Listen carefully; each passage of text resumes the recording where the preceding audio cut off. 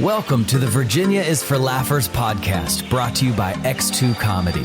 If you're looking to get more out of your Shenandoah Valley experience, then this is the podcast for you. You'll meet interesting people, musicians, and comedians that perform here and find out more about what you can do and see. Whether you live here or plan to visit, listen to explore what makes our unique slice of heaven. Now here's your host, Don Davis Womack. Hello, laughers. Get ready for another fun episode. Today we have a special treat in store for you. Joining us on the show is the incredibly talented and hilarious comedian Nathan Carlson. Nathan hails from rural Virginia and has performed at clubs all over the country, including Comedy Zone, The Funny Bone, and Sandman Comedy Club. He has a dry, sarcastic sense of humor and is one of the best in the business at crowd work, who will have you laughing from the very beginning.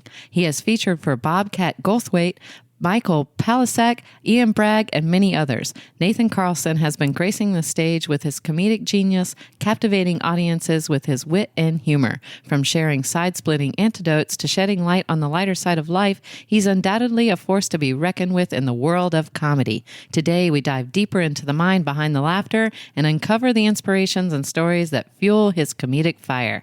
Welcome to the show, Nathan. It's great to have you on today. Hi, Don. Thanks for having me. This is very exciting. It's very fun. It is very fun. We're sitting out my dining room in my house right now. This is cool. Mm-hmm. It's pretty light outside. We're doing all right. It is. You're at war with the HOA. I mean, there's a lot going on. Who isn't at war with their HOA? There's a lot going on here in Harrisonburg. There is. But I'm excited you're here. I have both enjoyed seeing you on the comedy circuit and working with you on some of our X2 comedy shows. You're really hilarious. Oh, thank you. Yes, you are welcome. So this is going to be fun. Let's get into it, shall we? Let's do it. Right. Let's get your HOA on the phone right now. We're going to straighten this out. It wouldn't be life if you didn't have that going on, right? Comedy often stems from personal experiences. Nathan, can you share a bit about your journey into the world of comedy and what sparked your passion for making people laugh? Oh, sure. So I was always, it's always funny growing up, but where I lived, the places, there typically wasn't a place to do stand-up. You know, there weren't open mics. I could perhaps travel 2 or 3 hours to Atlanta to do mics and stuff there, but I didn't know how to get into it at the time. And really the catalyst for me, my small business was crashing and burning. I was drinking myself to sleep, and I finally decided that things had gotten bad enough for me to start doing stand-up comedy. So for me, it actually, I find tragedy in my life as being a great driver for, comedic art. Okay. Yeah. So you just decided to get out of your comfort zone or more out of your pain, maybe. Yeah, I actually, being on stage, I find it a great way to just sort of wring out the demons, just kind of shake off whatever's ailing you. Yeah. Comedy is very healing. Yeah. I find. And that's one of the many reasons why I enjoy doing it. The life of a comedian, speaking of that, is filled with ups and downs. How do you handle moments when jokes don't land as expected? And what keeps you motivated to continue refining your craft? I stay, because I do crowd work, I stay somewhat fluid in my sets. I'll have an idea. I'll look at a crowd and think, okay, I'm going to do this bit, going to do this one, not going to do this one. You know, I'm going to skew my material a little bit for an older crowd versus a younger crowd, depending on where I'm at. And so sometimes I will throw a joke out there that I would expect to land with a particular crowd, and it doesn't. And so then I'll just kind of change directions, kind of switch up maybe what I had planned for my set. So I really, in my sets, I try and stay pretty loose. Because oftentimes something will come up in crowd work that naturally leads to a different bit than, say, the one I'd planned to do next. And I just try and stay real fluid, real relaxed up there. Why did you decide to get into leaning into crowd work? It's very popular right now. It is. It's so hot right now. So that was sort of long before I started stand-up, these sort of quick on my feet, could say something funny in the moment or insult somebody in the moment. That was something that I was just sort of naturally good at. And it was interesting when I first started stand-up, I was so focused on my material and the jokes that I wrote that if I got heckled or something like that, it was almost like I had to stop and, pull my brain out of fifth gear and try and get it into third so I could respond. And it was so clunky, it didn't work. Obviously, you have to be pretty quick.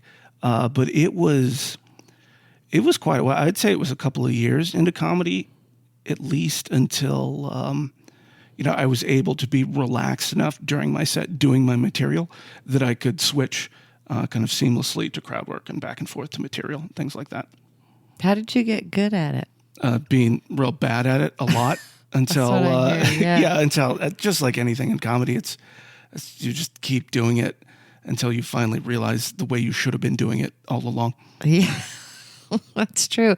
And I feel like each level, you just have a whole new set of challenges. Yeah, people, and when you start talking to people, crazy stuff comes out. I've had, I asked a lady what she thought the hardest part about having kids was.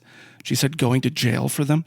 That was one of the more interesting answers I've gotten. I was talking to a guy and I had him come up on stage and show me his memorial tattoo for his dead son. That was a real curveball. Yeah. I bombed. Okay, I was going to say, and how did you handle that? I bombed. There were all of 5 people in that audience, and when one of them is showing you memorial tattoos and then gets mad about it later, even though you're not talking about it, it's tough to get the other 4 on your side. I see. I ate it on that one. It can happen. What do you think you learned from that, though? When there are 5 people, don't talk to the drunkest one. Okay. Pick at least the second drunkest. Okay. And talk to that one. Was this at a dive bar or something? Oh yeah. Okay. Oh yeah. It's there's a fantastically stabby bar in Martinsburg, West Virginia called Bad Habits. And typically the shows are really great there. I really enjoy doing comedy there. Yeah. Because there's just no hope in that whole city and people are just so grateful to laugh. Yeah. Yeah. That was a shout out to Martinsburg. Yeah. Save some fentanyl for me. You're from a smaller rural area, Milford, Virginia. Correct. And that really might not be the first place that comes to mind when we think of comedy hubs, when you think. Correct. Yeah. It's not, no one's ever brought it up. Never thought that, Milford, I got to move there for comedy. No, it's so small. It's so small, in fact, that it's actually Sparta, Virginia, but they took away our postal code and our post office and just said that we were Milford. Okay. Yeah. Well, they're keeping it simple. So how has your local community then influenced your comedic style? And what are some challenges you've faced as a comedian outside the major entertainment centers? Well, my neighbors don't, I guess they know passively that I do comedy. They're not going to drive an hour and a half to my shows. I do get some material out of, living in rural America. My neighbor is actually a cop. I do have a joke about when your cop neighbor gives you a bag of weed. I do draw from it. Things like, of course, it's not as relevant now, but I did have a joke for a while about how it was different going through a pandemic, living in the middle of nowhere versus living in a city, because I thought that it was going to be great. But then you have things like you end up having to go 50 miles, one way to get your COVID vaccine for work. But then that one spot within 50 miles is a Food Lion, so I had a bit about getting vaccinated at a Food Lion. Got vaccinated at a Food Lion? I did. Yep. Do they? I guess they do that. They shouldn't have, but they did. I actually, part of the bit that's true is I was sitting next to a frozen display case with a sign that said Jimmy Dean breakfast bowls, 2 for $5. Okay. Next to the vaccinated area. Yep. Okay. That's a different experience. It was good. It was great. Well, from open mics to headlining shows, you've performed at various venues. Could you share a memorable onstage experience that has had a significant impact on your career as a comedian? Sure. It's, especially, starting out, you end up at such a wide variety of of venues. I did. I don't know. Maybe it's because I'm a comic. I want to default to like the worst. I did a free show with one other comic buddy as a favor. It was in a church at 10 a.m. on a Saturday, and it was supposed to be like a fundraiser for rehab services that the church offered. And so the church was like a quarter filled, full of various relatives there to support their crackhead uncles and aunts, and nobody wanted to be there. And they did not want to be, and they sure did not want to hear anyone try and tell jokes at 10 in the morning. And so, we both just ate it so bad with all these people staring at us at a church. How long was the show? I think we suffered through about 30 minutes between the two of us. It was all right. It could have been worse. It could have been. It could have been worse. It was just like a quick thrown together thing, sort of. And you probably run into this. He didn't know a whole lot of clean comics that he could call that could come to a church. And he's like, "Hey man, can you help me out?" I was like, "Yeah, I'll be there." And he went up first, and he's just eating it into dead silence in this church. And I'm just sitting in the pew in the front row, and I'm laughing because I'm like, I'm next. You're gonna be going through it. I'm gonna go up there and eat it just like he's eating it right now. And we did. Oh my gosh. We both just bombed into complete silence. Wow. Yeah, well, actually, I'm fortunate that I do have a good, healthy number of relationships with clean comics, church comics, as well as the dirty comics that were clean-ish. I find they're more clean-ish than they are clean. Sure. But that's our brand, so it all works. But that is an issue for a lot of producers out there in general in the game, is to find enough comics that do clean comedy for some of the venues out there. Not all of them, but some of them. I actually, every once in a while, I get a panic call from the Funny Bone because they will have a Christian comic or a clean comic coming through, and whatever lack of communication or just an error, they assume this comic is bringing a feature with them. And then the comic, gets their day of show, and they need somebody to do 20 to 25 clean, and they don't have a whole lot. Yeah, not a whole lot to choose from. So I always get the call, "Hey man, can you be here in 4 hours?" Things like that. So it's like, yes, I can. Okay. I will show up with jokes.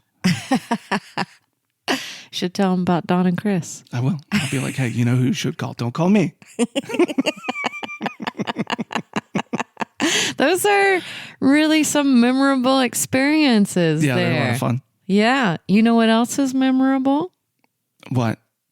Our sponsor, PrePOPsterous, Shenandoah Valley's only award-winning popcorn. That is what award did they win?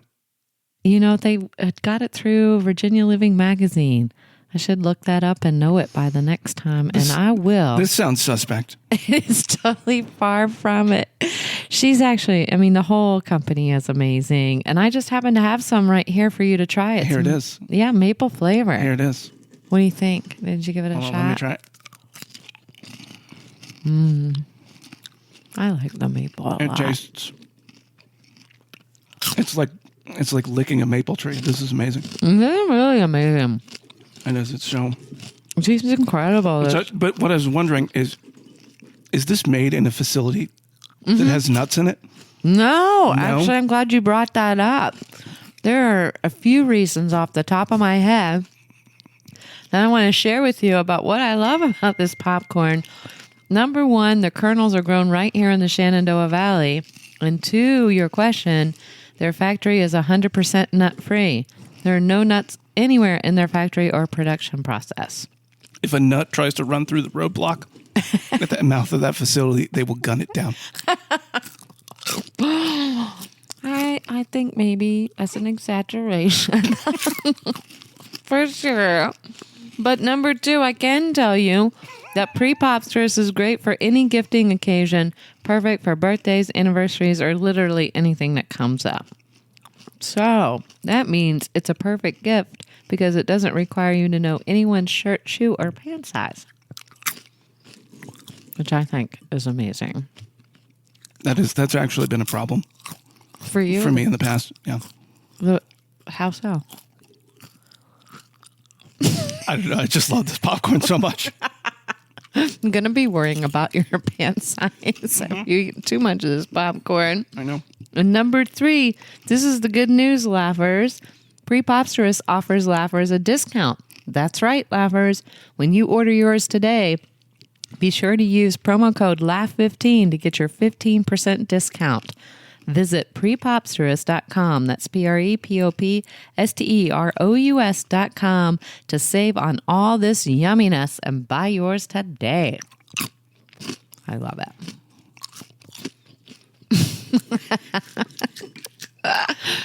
Now listen, Nathan, let's get back to some questions for you. Let's do it. Comedy often addresses social issues and current events. I'm wondering, how do you strike a balance between humor and sensitivity when dealing with potentially sensitive topics? So, really, the time that I'm most on guard against sensitive topics is if I am hosting a show. Because, my job is to go out there, kind of take the bullet, get the crowd warmed up, and then bring on the next comic. And so I have jokes that might divide the room, and I just won't do those during a hosting set because I think to myself, all right, if I turn this crowd against me, I don't have enough time to get them back, get them hot, and then bring the next comic on, because I have jokes. I have some that they'll either hit real well or people will get real mad about it, and so it's just. And sometimes it's hard to tell which way the room is going to take it or what percentage of the room is going to take it, as it was intended as a joke. If I've got enough time, if I'm doing 20, 30 minutes or more, I don't really worry about, hurting people's feelings, because I've got time for, to make them like me again. Yeah. Before I close out the show. Yeah, I'm not going to end on a bit like that. So for me, it's a lot more about placement in my set rather than, I hope I don't hurt anybody's feelings when I tell this joke, because it's a joke. They're at a comedy show. And oftentimes, I won't do the whole bit, but yeah, they have to come see the show. Yeah, they have to come see the show. Yeah, you have to. And then when you get mad, you'll be like, oh, that was the one he was talking about. I heard about on the podcast. Yeah. That was the one he was talking about. I remember. It's exaggeration. Yes. It's comedy. It's hyperbole. Right. He didn't really mean it like that. What kinds of topics do you like to write about and perform? I used to really enjoy doing some current events jokes, even just as a writing exercise, because sometimes it'll lead to the sort of bit for me that I can keep it around. But sometimes it's only good for a week or two, and then everybody forgets about it. But even if it's something that's only good for a week or two, I still really enjoy it as a writing exercise and just learning how to perform better all the time. I've struggled a little bit recently, because I would do personal bits, but going through a divorce right now, I have material about it, but oftentimes the way I deliver it, I kind of bring the energy level down too much. If I've got the energy level up pretty high with the crowd, I can throw in some divorce jokes. But if I keep kind of piling them on, sometimes it's like I am like making the energy in the room weird by doing it. So that's something that's actually been difficult for my writing as of late, because I want to write about what I'm going through. I want to write about my experiences. I want to make bits that are personal. But I know eventually I'll be at a place where I can do that material without making it weird, but I'm just not quite there yet, because I'm still in the thick of it. Yeah, I've had some mentors talk about that, just in general, in how that in the writing process, very great, and while you're going through it to write about it. Yep. But then when it's going to be comedy gold is when you're past it. Yep. Yeah. You got to figure out how to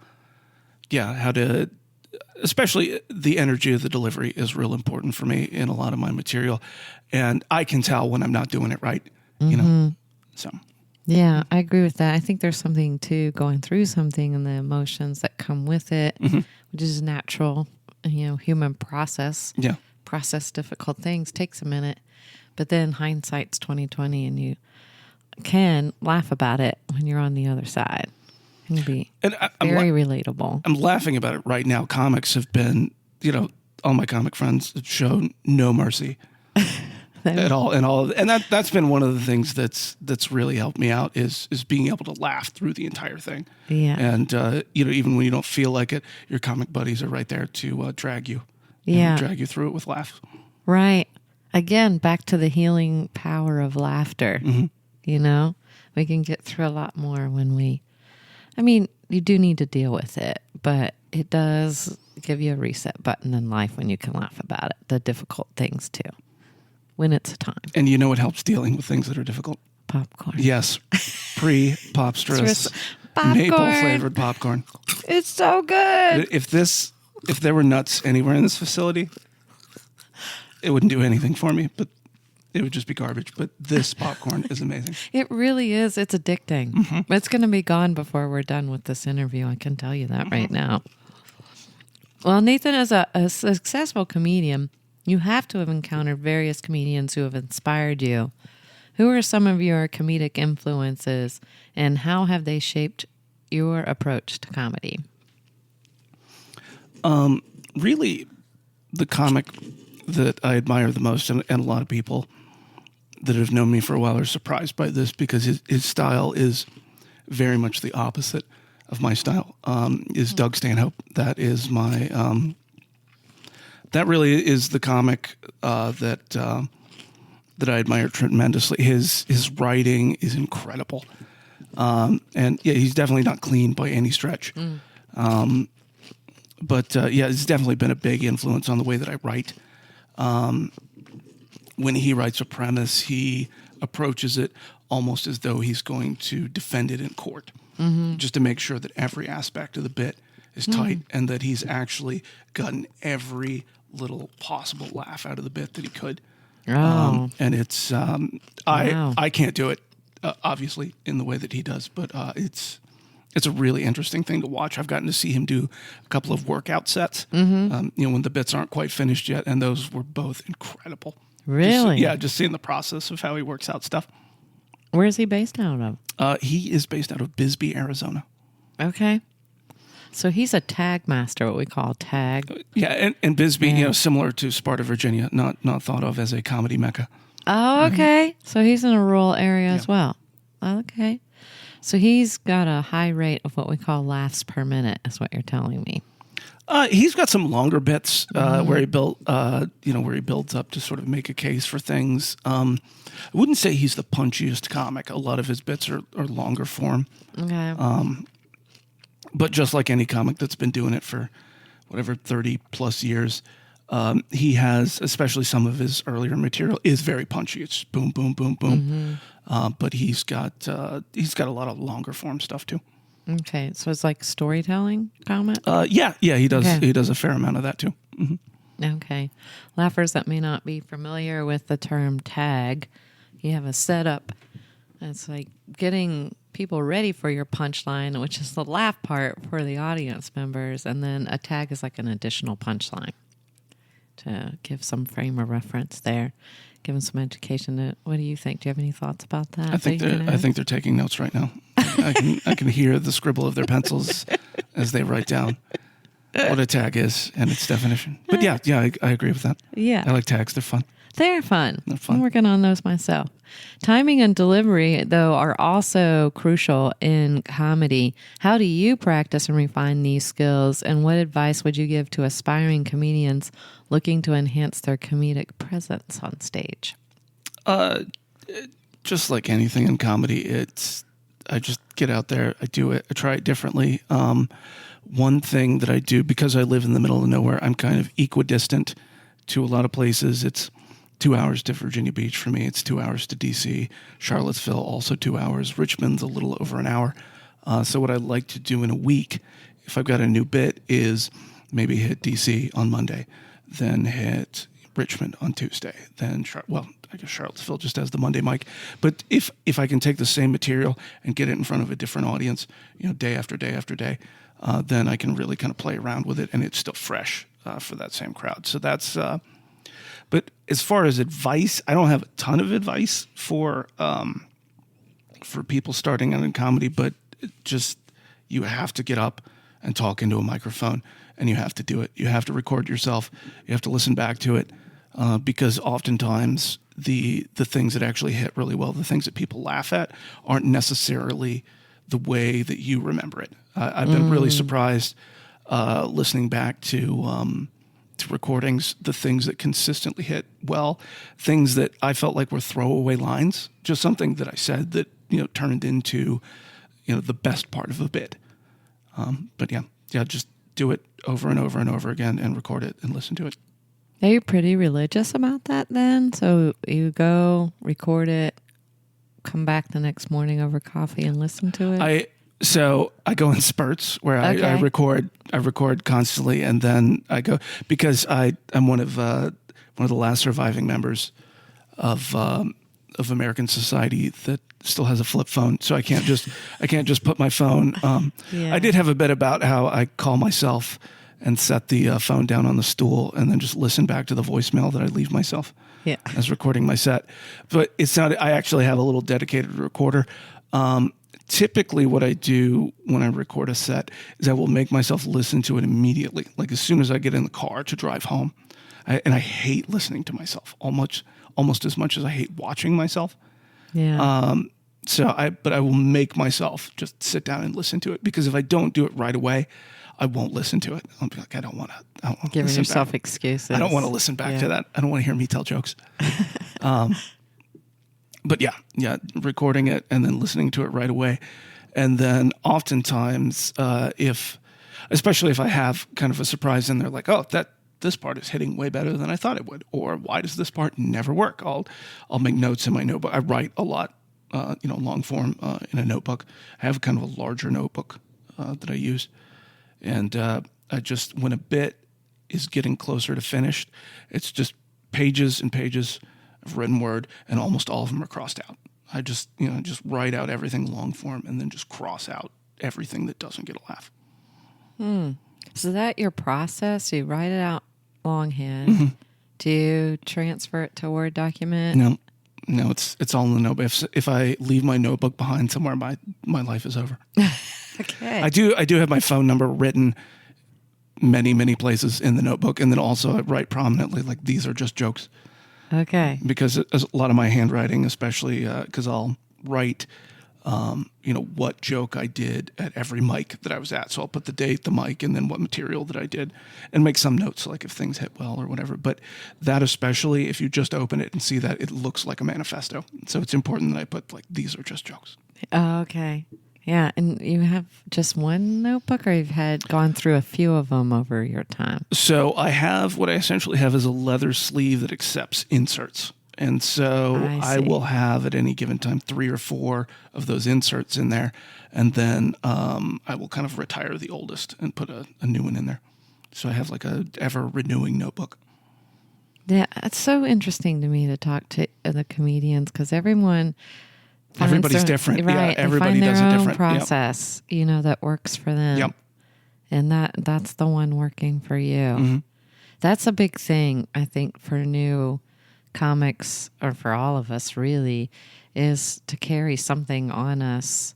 As this is as a side, but helps that, is to carry something on us where we get a funny idea or something happens in a premise. We have some way of storing that idea. You have to write it down right away. Yeah, if you don't write it down right away, if you think you're going to remember it the next hour or the next day, never remember it. Forget about it. I have so many times I've failed to do that, and then I'd be thinking, what was it? Because it was good. I'll be like, no, that was good. I have to be able to. I'll keep trying to think back to what I was doing that day, and then it's always gone. It's just gone forever. Yeah, so how do you record those moments? I have a jokes folder on my phone. That's how I do it. Oh, I on always, the go. I always have my notebook with me. Okay. I'm that kind of loser. I just have my comedy note. Sometimes I'll be like, stop. You got to pull over. Yeah, I've done that before. I have put my hand up, just like, hey, I'm sorry. I got to write this down real quick. I'm not trying to be rude. Exactly. Even just enough just to help you jog your memory when you go sit down to write somewhere. Yeah, and then somebody looks at your notebook and they see you wrote like Fed Exorcist, and they're like, you stopped the conversation to write down Fed Exorcist. One of our comics that we enjoy working with, Dwayne White. Do you know Dwayne White? I know Dwayne real well. Yeah, I love Dwayne. Yeah. So he wrote down his set list and he took a picture of it and put it on his social media, because if you looked at his set list, you'd be wondering about his mental health. You call the police. You'd be like, so I don't know what they're planning to do. It's not a very organized plan, but someone is planning to do something terrible here. And that's because, again, laughers may not be familiar with comedy. So comedians tend to title their jokes or their bits, and then the set list is a list of those titles. And that's a memory jogger for us when we plan our sets to get up and go perform. So some of those set lists, you will wonder what is going on in our heads. Yep. But it turns out great when we get a chance to connect with the audiences and share our humor.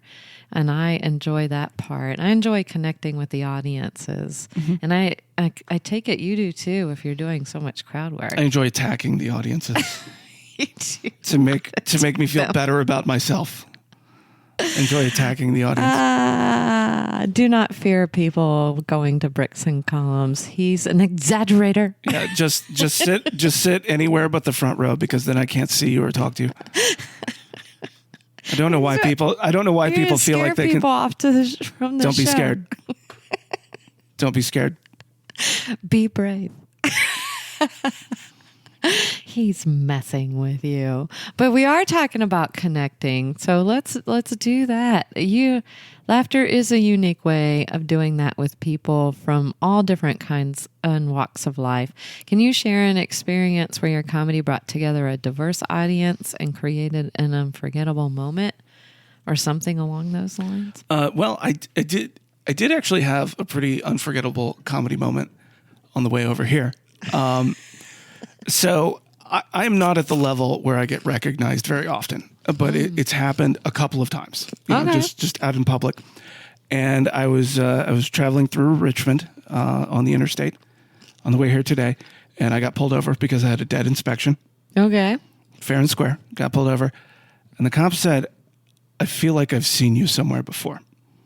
Okay. And he was like, have I stopped you before? And I was like, no, sir. And he's like, your face seems very familiar.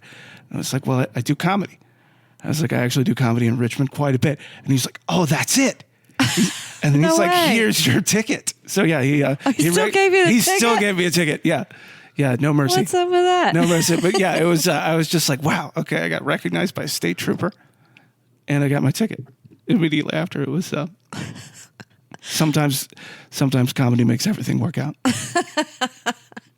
You weren't like, hey, how about I perform for you again and see if we can't get rid of this ticket? No, he wasn't having any of it. No. He wasn't having any of it. He enjoyed recognizing you. It was when he recognized me, I was like, oh, good. And then he was just like, oh, nope. All right. I see what you're up to. He might have had a quota or something. Maybe so. Was it? That was on the way up here? Yeah, it was on the way here today. You got a ticket on the way up to here? I got a ticket on the way here today. It was dead inspection, though. It was fair and square. Yeah, it is fair and square. It's fair and square. Those things can get missed when you're going through a life of transition. Oh, yeah. Yeah, that you're going through right now. Or when you stare at it every day as you're driving miles upon miles for comedy and you're like, I'm not going to get this thing inspected. Just start thinking like, I'm going to fight the power. I'm not going to get my car inspected. And you get a ticket and you're like, I need to get this inspected. Next time we see you, we'll have that done, I imagine. Definitely. Definitely. As surely as there are no nuts in the facility where they make this great popcorn, I will have my inspection. There we go. Done. I'll have it done. Excellent. So, laughers, when you go to the August 12th show at Brix and Columns, you can ask Nathan if he took care of that. Follow me to my car and see if it's inspected. Follow me home. That'll be great. You do travel a lot for comedy. A lot. Yep. Yeah, and that is both exhilarating and exhausting. Mm-hmm. What we would call you as a road comic. I do. I really love driving. Yeah. It's one cars and driving are it's one of my favorite things, and so but it still is a grind. If you're driving back from Virginia Beach and it's 2:30 in the morning, and it's there's not a lot of glamour in that.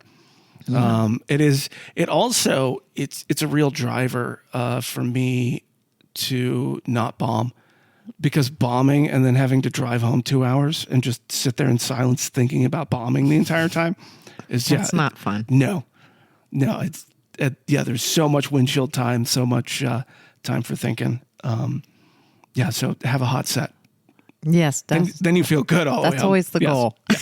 Then you feel good all the way home. This wasn't planned, but segue, and I'll come back to more about that last question. But you have restored a lot of cars, right? I worked in automotive restoration for quite a while. Yeah. So these are like classic cars that you restored, or? Yeah, it was. So my specialty is antique Toyotas, primarily Toyota Land Cruisers. The ones that I was particularly knowledgeable about were the early ones, like the early 3-speed trucks. What years would that be for cars? So you were working on? So pre 74. Okay. So a lot of early Toyotas. Maybe the earliest one that I can think of that I worked on was a 64. Okay. Oh wow, we have had another headliner comic on our show since back in the Richmond area now, and he restores cars. That's David Beck. Oh yeah, I've bumped into Beck before. Yeah, he's a big fan of the what's the little Nissan Sentra SER? Yeah, he's got a couple of those. Yeah. I've talked to Beck before. And had some car shop talk. Yeah, we talked about tires or something dumb. That's fun. I love that. I wanted to. Do you want to talk about tires? Not really. Because we could talk about tires a long time. I couldn't though, so that'll be short. I want to know what some of the behind the scenes aspects of touring that there are most people may not be aware of, and how you maintain your energy and enthusiasm throughout the journey as a road comic.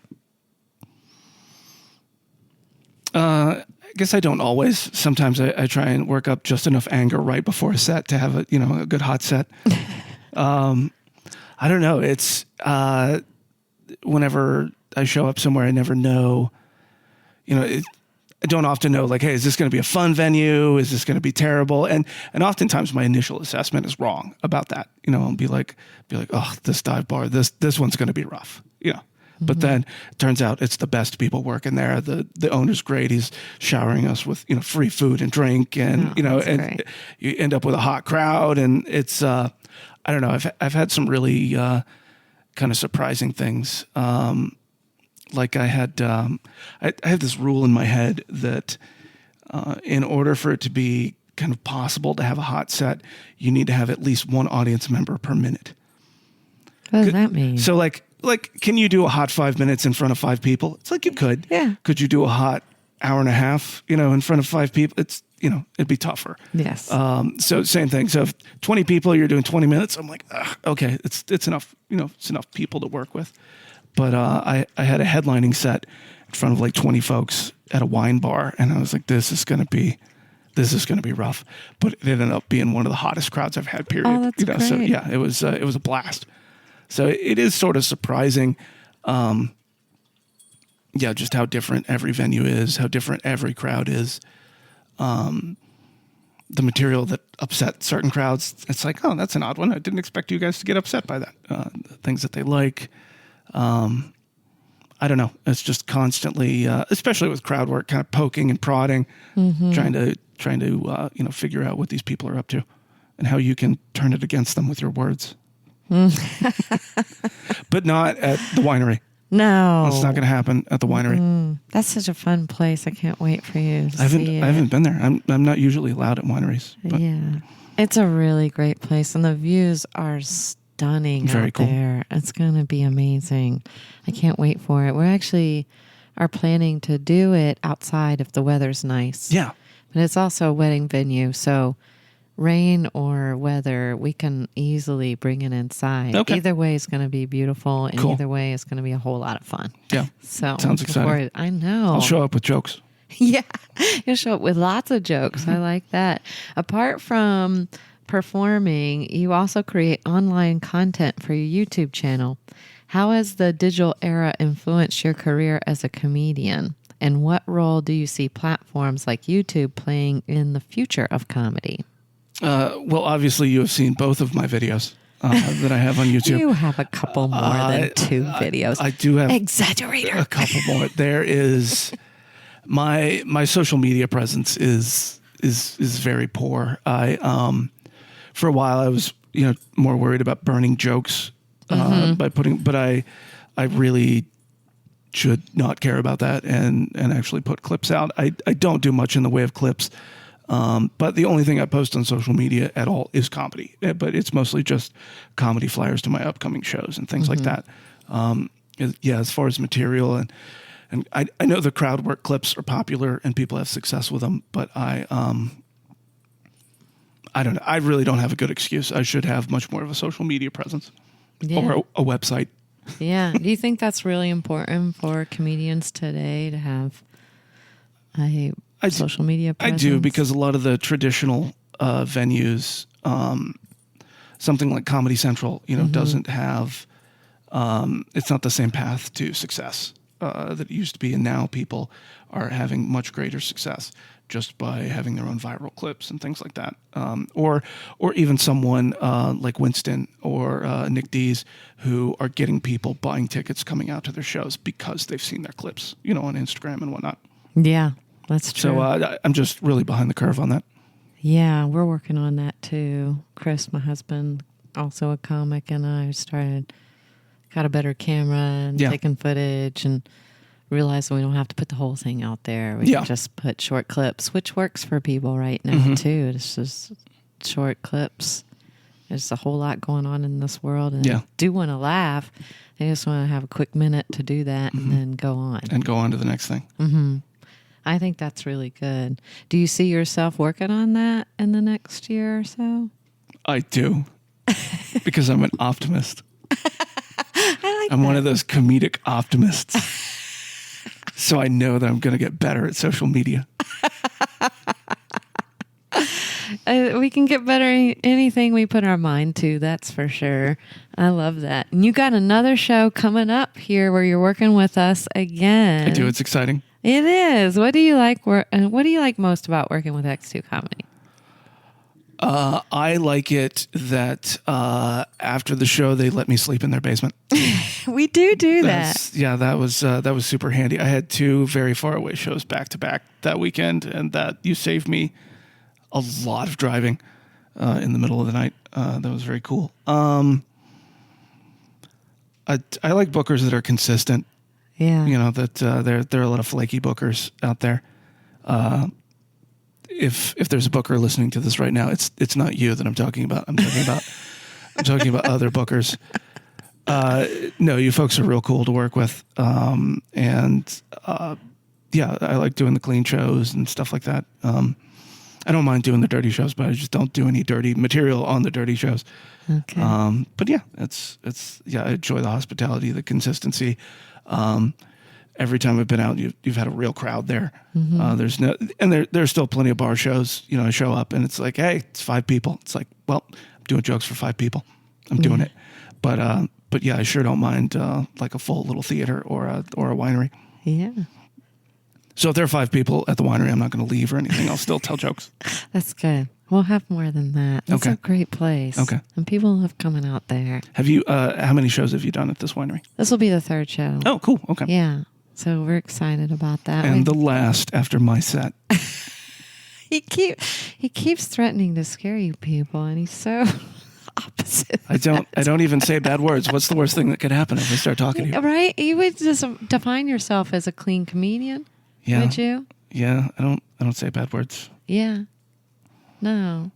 I mean, you stretch people in terms of... I might stretch them on subject matter a little bit.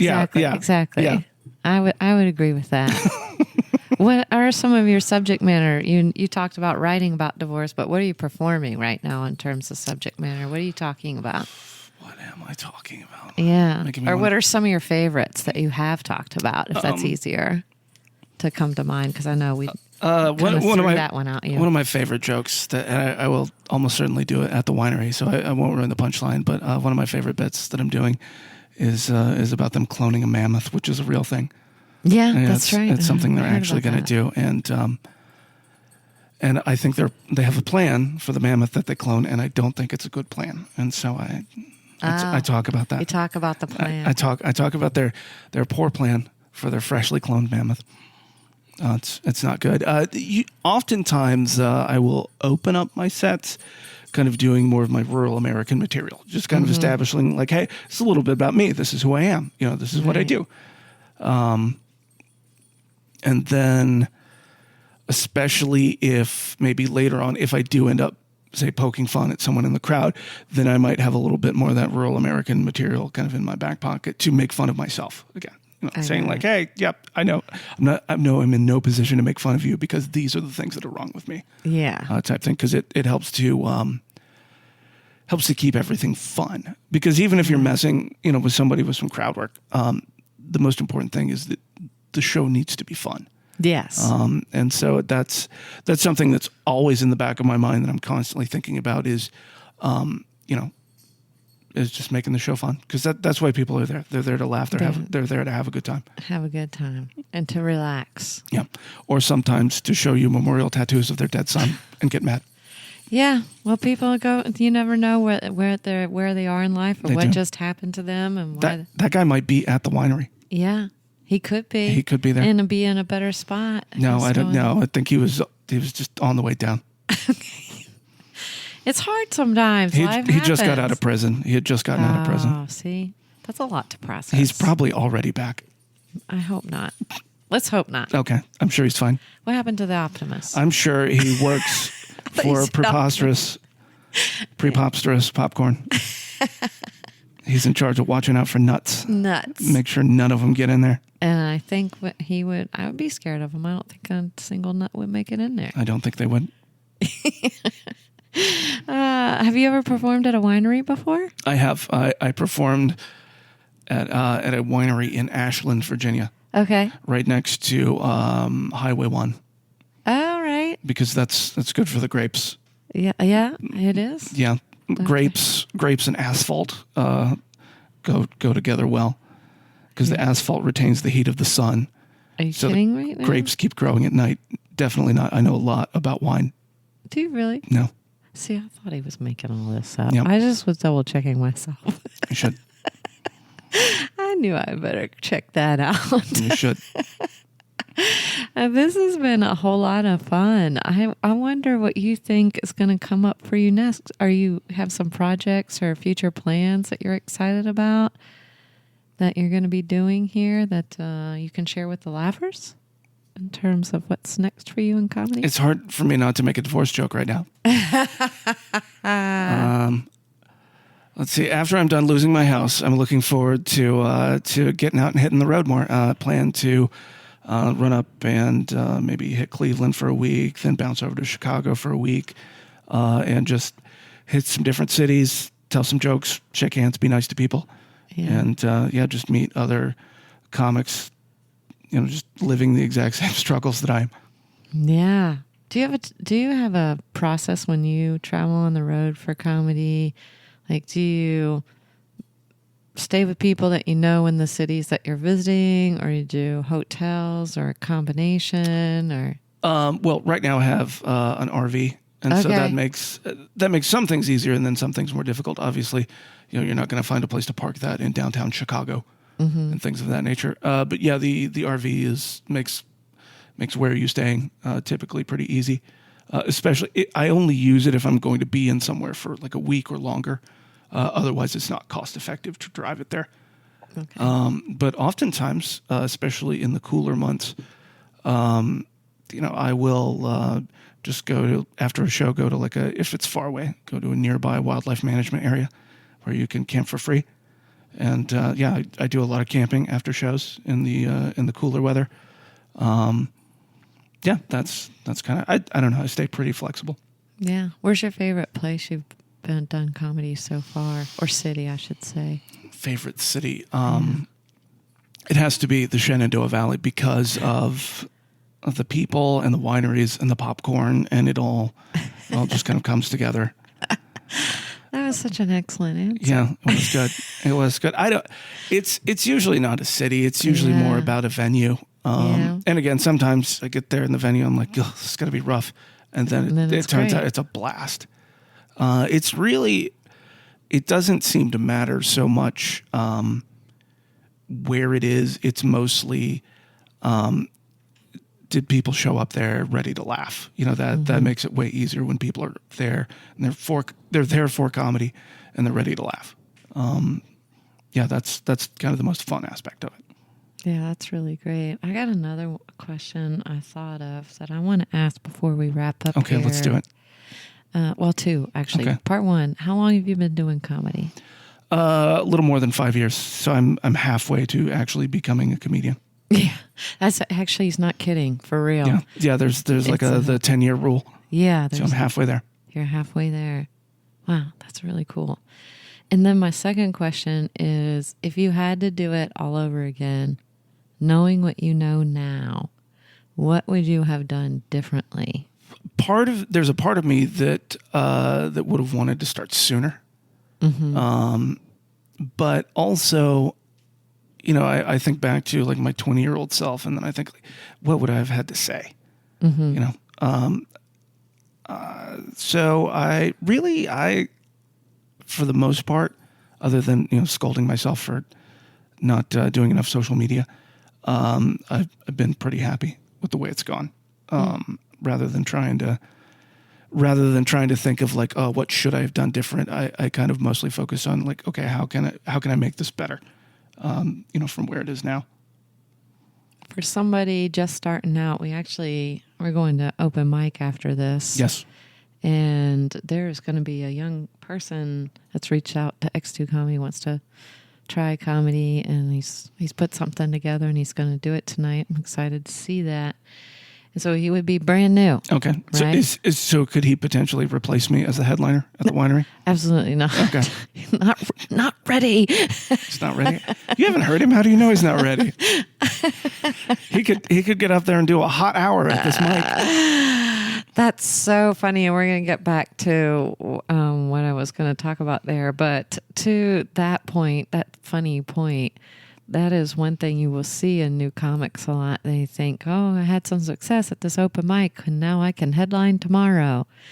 And what a lot of people don't realize with this craft is that it is, on the performer side, such a craft. And it takes time to develop it and master it enough to be a paid headliner. Yeah, it's hard work. It is hard. It's fun, hard work. It is. But it's hard work. But it's a lot of work. Yeah. Yeah. So this young person, or any person, because I say it's never too late. I got started late. You got started later too. If someone started as late as I did, I'd say don't do it. Really? I'd say you should just give up. Really? You're kidding. See, exaggerator. I feel like titling this podcast Nathan Carlson, Exaggerator. Exaggerator. But all seriousness, where somebody who's just starting out in comedy, and they are, you are 5 years ahead. You are 5 years ahead of them. What would be your advice to them to have the most successful career possible, or the most success possible as a new comedian? What kind of advice would you give? I'm going to steal a quote. Okay, that's fair. From Doug Stanhope. Okay. He said something to the effect of, I can't give you advice in comedy because then I can only tell you how to be like me. Oh, I love that, actually. And I think it's true, because writing for everyone is so different. I mean, we talked about, how different people's writing processes are. Everyone's performance is different. Mm-hmm. And every venue you go to is different, especially before you get a fan base and you're just going to whatever show will book you. It's, who knows what kind of crowd you're going to get. And the only thing I can say is just hit every mic you can hit. even when you don't feel like going out and telling jokes to no one, at a bar that nobody's going to be there. Go do it anyway. But yeah, other than just do as much comedy as possible, write as much as possible, whatever that means for you. Not everybody writes the same way. Some people do actually write on stage primarily. But yeah, whatever you do, just actually write jokes and, just hit as many mics as you can. Yeah. I think that's getting up. There's nothing like getting up on a mic. It's not. There's no substitute for it. There really isn't. Yeah. You got to get up and do it. That's it, So as we wrap up this conversation, you've shared with us some things that you've got coming up, which thank you for that.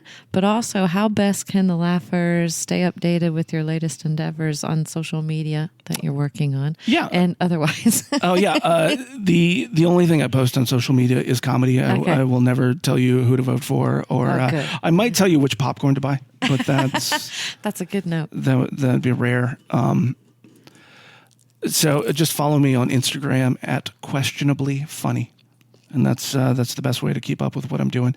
And again, the only thing I do is post comedy on there. Okay. Why did you choose questionably funny for a social media name? That's curious for a comedian. This is where it gets dark. So for a while, I hosted a bunch of trivias. And the questionably funny was just the brand. For the trivias, I wrote all my own questions, and I kept the questions open-ended so that I could often get a lot of funny wrong answers, and then you can crowd work people and roast people during a trivia. So I tried to make it as much of a comedic opportunity as possible, but so that's a deep, dark secret. It's not quite as bad as if I admitted to being in an improv troupe or something like that, but it's a close second. Admitted to being in an improv troupe. Yeah. I've been in an improv troupe. I know. But you're not anymore. You got out, right? No, I got out. Yeah. Yeah. So now it's just straight stand up. Yeah. You're never going back, are you? I don't have any. No, you're not. Desire to do that. I have some friends in improv. They're pretty funny. I know. love Eventually they'll get out. Eventually they'll be okay. You don't like improv? No. Not your thing. No. What's so interesting about that is you'll talk to improv artists, and oftentimes stand-up is not their thing, and vice versa. Not across the board, not with everybody. Sure. But that tends to be what I see. It tends to be one or the other is the comic's bailiwick. Man, I like this popcorn.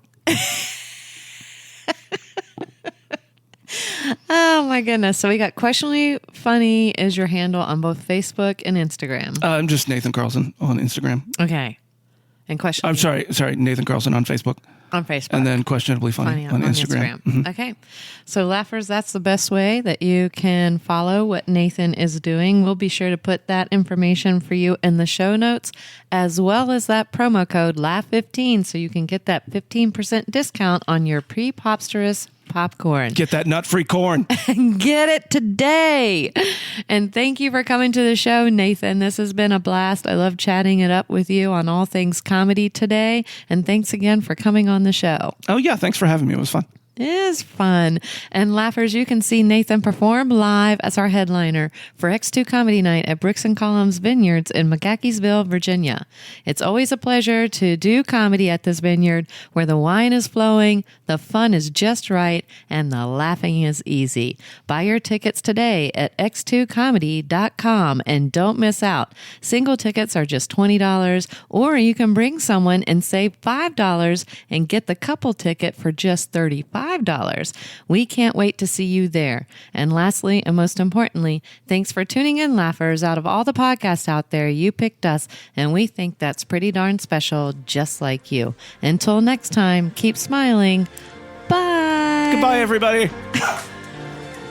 Laughers, that was Bruno, X2 Comedy's mascot. That's my dog. All right. Bye. Thanks for tuning in to this episode of Virginia is for Laughers podcast, brought to you by X2 Comedy. We'll be dropping a new podcast every Wednesday, so check back for another uplifting episode. Come to an X2 Comedy show or let us bring one to you. To find out more, head to x2comedy.com. Be sure to share this podcast with a friend, and until next time, cheers.